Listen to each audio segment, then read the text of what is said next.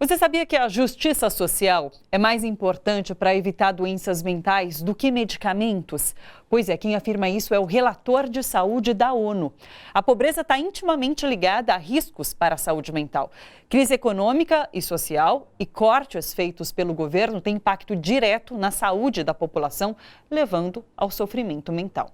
Para a gente entender essa relação, estamos no estúdio com a professora e psicanalista Maria Helena Felipe, também do coletivo Psicanálise na Praça Roosevelt. Seja muito bem-vinda. Obrigada, Thalita. Explica para a gente.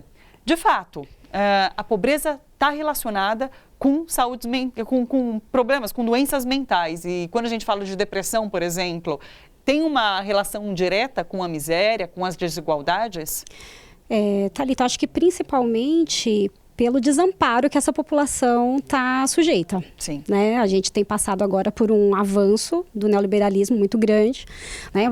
Como você estava falando, desemprego muito alto e fragilidade de todos os aspectos para essa população. Sim. Então é óbvio que a gente tem um aumento aí grande da população, por exemplo, em situação de rua. Né, um número de desempregados gigantesco no país, né, tem aumentado cada vez mais, por mais que se diga que a gente tem melhorado e que tem subido um pouco o número de trabalhos, são trabalhos informais.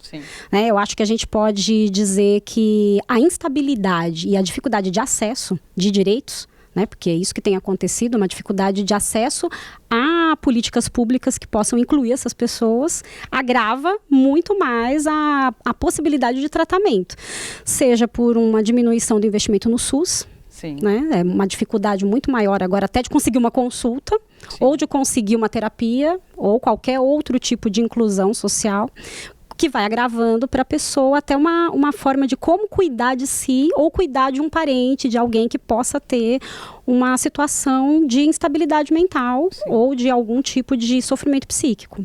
Quando a gente fala sobre número de desemprego, tem essa parcela dos desalentados, que são essas pessoas que nem procuram mais emprego porque não veem perspectiva. E eu acho que, não sou especialista, mas tem um fator emocional nesse desalento, né? Sim, a situação de desamparo, né, da pessoa sentir que ela não se encaixa mais, de que não há possibilidades para que ela se encontre novamente ou em mercado de trabalho, porque o trabalho ele é estruturante, né, do nosso, não só da nossa personalidade, como também de uma relação social. Né? Se a pessoa não encontra mais condição de se encontrar nesse grupo, ela também não vê mais uma saída até para um tratamento. Então, até de pensar possibilidades do que eu posso fazer para me cuidar. Né? Então, acho que a pobreza, não que a gente não pode dizer que as doenças mentais estão relacionadas com a população mais pobre. Não é exatamente isso, mas o que acontece? A população que está desamparada tem menos acesso a tratamento. É muito diferente de você ter uma família com posses, com condições, que pode pagar especialistas ou que pode ter acesso a tratamentos, né? Que ela pode, por exemplo, ter uma depressão e ter acesso a um psiquiatra, né? Vamos pensar hoje no serviço público, quanto tempo leva para você conseguir uma consulta com um psiquiatra? Ou para conseguir um tratamento? Quanto tempo leva, você sabe? Em torno de 4 a 6 meses. Puxa, se você tem uma doença, ela vai se agravar muito até você conseguir esse atendimento. Muito. Algo que uma pessoa que tem condições, né, que uma família que pode dar um suporte para essa pessoa, rapidamente consegue resolver, né? E mesmo os tratamentos psicológicos que a gente tem na rede pública, que são muito bons, mas demora para você ficar na fila esperando até conseguir que arrume um encaixe. Ou quando consegue um tratamento de grupo. Muitas pessoas não se sentem em condições de poder falar do seu problema em grupo. Né? Eu acho que a gente pode pensar também na redução do sistema de saúde. Né? Nós temos uma redução tanto de funcionários, né? Porque o sistema de saúde está praticamente totalmente terceirizados, são as OSs, né, que cuidam disso. E a gente sabe as condições das terceirizadas e das organizações de serviço de saúde no Brasil. E como isso afeta também a quantidade de trabalhadores de saúde que vão atender. Então, você tem alguns hospitais e algumas UBSs, por exemplo, que não tem um psicólogo para atendimento. Né? Ou que elas não têm alguém do serviço social que possa conversar ali com aquela pessoa e procurar um encaminhamento. Também não tem. Então, a situação da população mais carente é diretamente agravada pela falta de investimentos e pelo empobrecimento. Sim.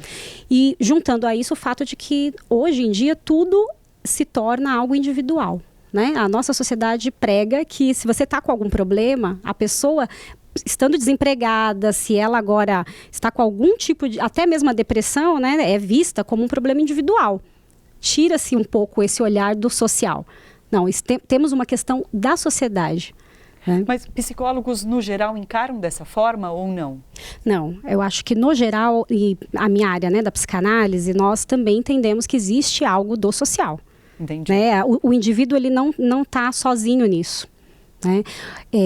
O que acontece socialmente, a gente vê esse empobrecimento crescente da população, tem afetado psiquicamente as famílias e individualmente cada um. Você está preocupado se você consegue ou não pagar o aluguel. Sim. Consegue ou não manter os filhos na escola. Se você consegue ou não pagar as contas do final do mês, pode ser que a pessoa não tenha tido um quadro de depressão ao longo da vida, mas nesse momento apresente uma questão de sofrimento psíquico insuportável.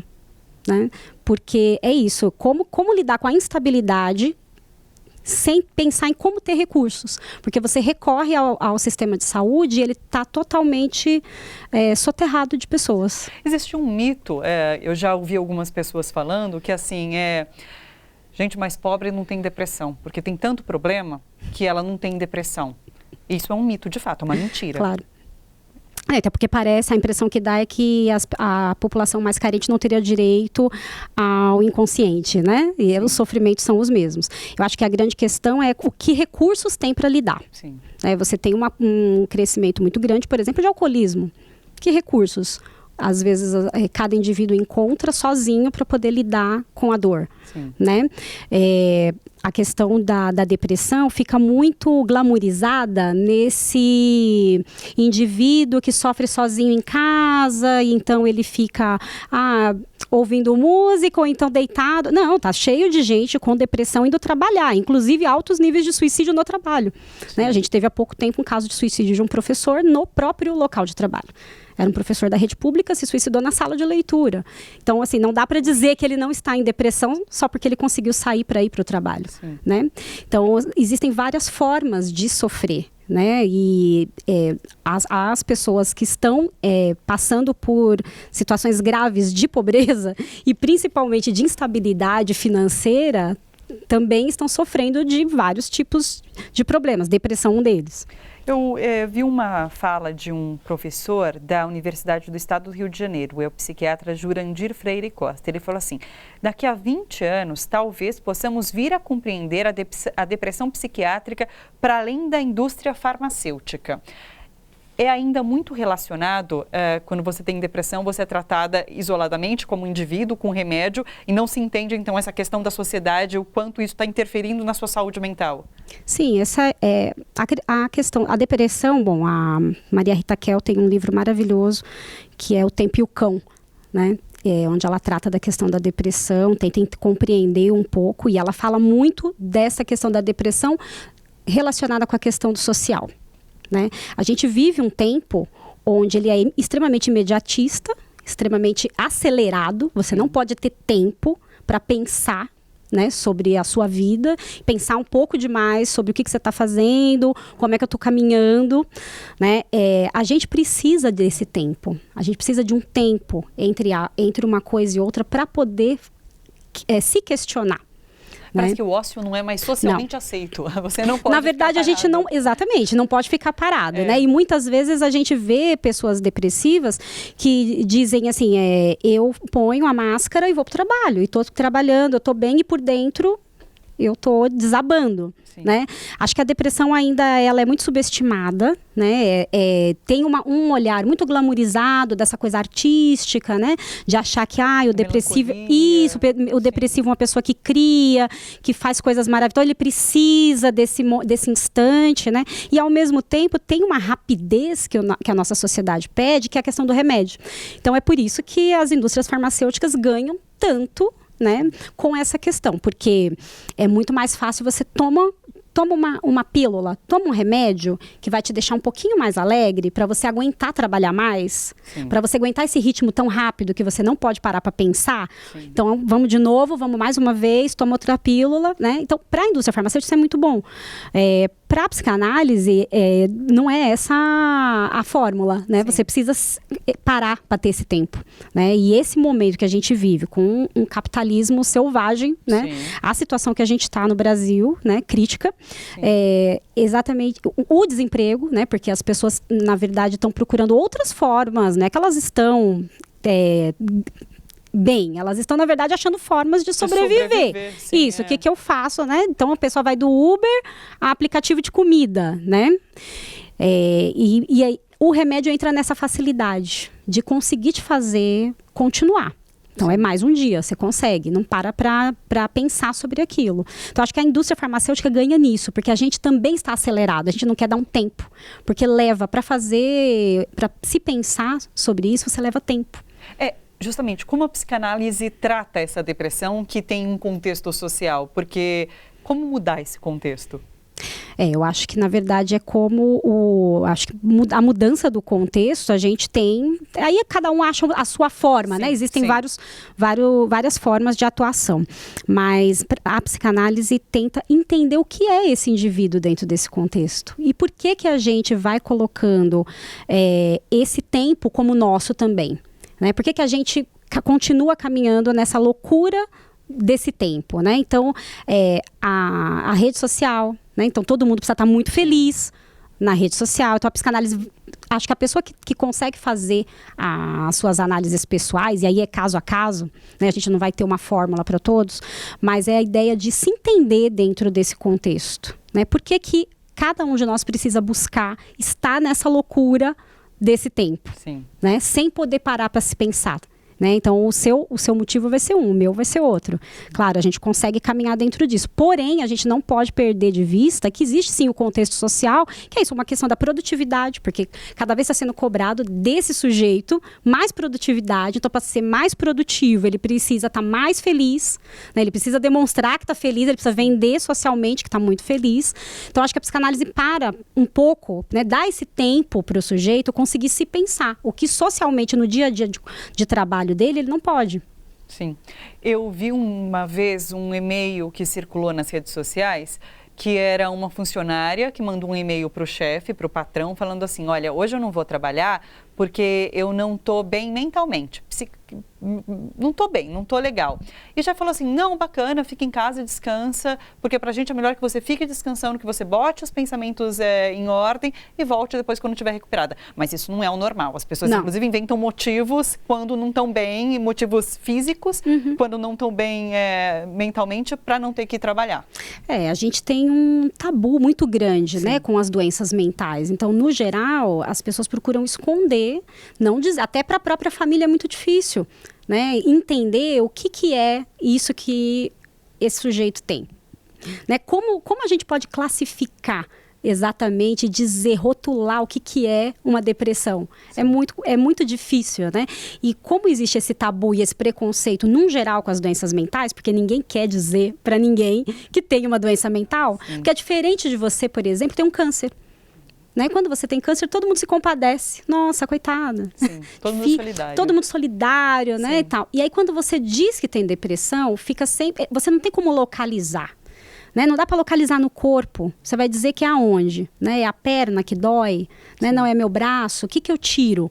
Né? Ou então, onde eu aplico o remédio? É muito difícil. Né? Quando é uma doença mental, é muito difícil para a pessoa conseguir dizer para o outro. Então, esse caso que você traz, assim, é raríssimo. Raríssimo. Né? No geral, hoje em dia, as pessoas não estão podendo sequer ter família. Porque se disser que o filho está doente, ou que a mãe ficou doente, ou que tá doente, precisa de uma consulta, já é difícil para uma empresa compreender. Mas a doença mental traz esse tabu, né? Um ranço que a gente tem de que ninguém pode. Porque lembra loucura. Sim. Né? Então, já a pessoa acha que vai ser rotulada como uma pessoa instável e louca. Descontrolada. Então, descontrolada. Então, é muito mais fácil isso. Assim, inventa uma outra coisa. Tive uma enxaqueca, dor de barriga. Né? Não, inventa algo para camuflar, porque pra gente, num geral, o ser humano tem uma dificuldade. O sujeito tem uma dificuldade de assumir para o outro. Né? De que assim, olha, eu não estou bem psiquicamente. Ou como ele puder dizer, né? Porque às vezes não é exatamente isso, mas dizer... Tô com uma depressão, preciso me tratar. Sim. E até nas empresas, para conseguir também uma liberação para isso, é dificílimo, né? Sim. A gente vê, por exemplo, no serviço público, no qual eu tenho contato, assim, é muito difícil para um funcionário conseguir provar que está com uma questão mental. Né? A liberação até para poder fazer tratamentos para isso é muito mais difícil. Né? Então, eu preciso fazer isso, para dizer a minha coluna. Sim. Né? Sou eu que... É outro lugar, está sempre em outro lugar. Sim. Você atende num coletivo também. Isso. Como que é feito esse atendimento?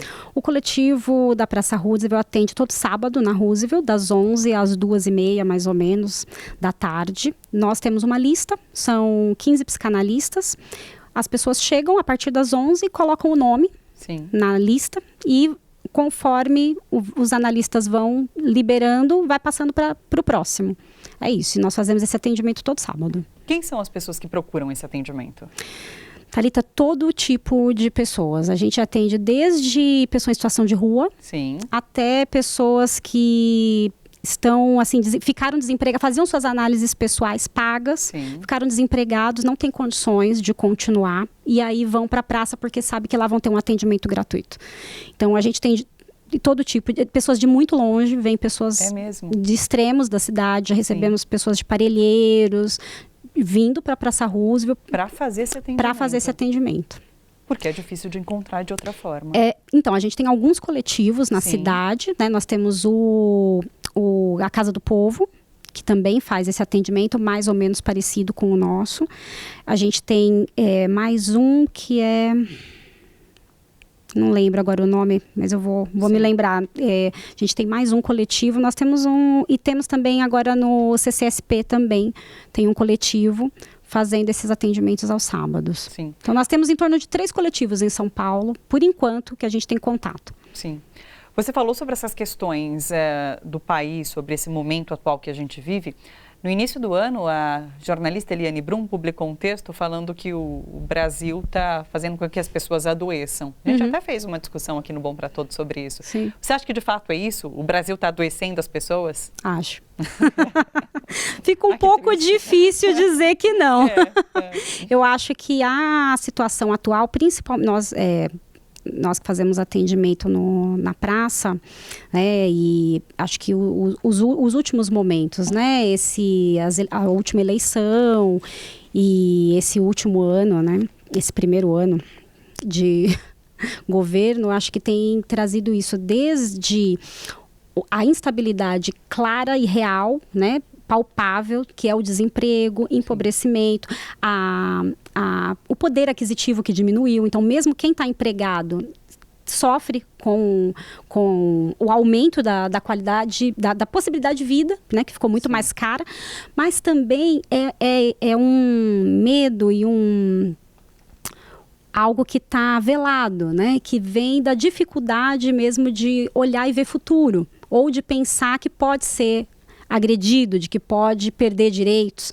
Eu acho que essa instabilidade deixa, no geral, os sujeitos assustados e propícios a adoecimento. Né? Então, você tem populações, por exemplo, LGBTs, você tem a situação das mulheres, por exemplo, né? Você começou o programa mostrando a situação de agressão dessa mulher que sofreu pelo marido. Então, a impressão que eu tenho é que houve um tecido muito fino que foi rasgado, né? Então, agora as pessoas estão constantemente assustadas com isso, porque algo foi perdido. Né? Você tinha minimamente algumas garantias dadas, né? Quando essas garantias, que é o nosso contrato social, que quando ele se rompe, né, tudo se torna muito instável. Você fica constantemente pensando o que mais pode acontecer. Né? E parece que foi dado um salvo-conduto, né? Foi dado uma autorização Então, eu acho que isso tem sim adoecido mais a população. Nossa análise aqui no estúdio, quando a gente discutiu, foi a mesma, de fato.